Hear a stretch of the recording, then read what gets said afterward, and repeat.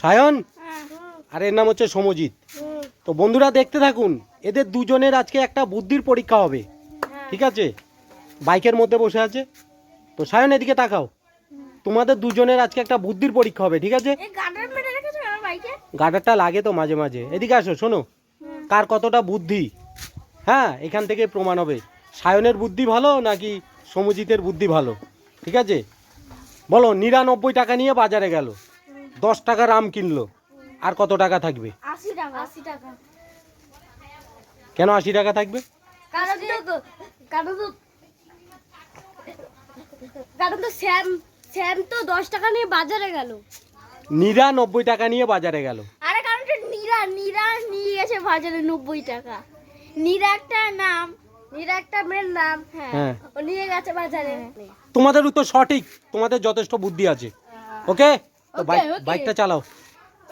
চাবি রে, ঘুরো তো।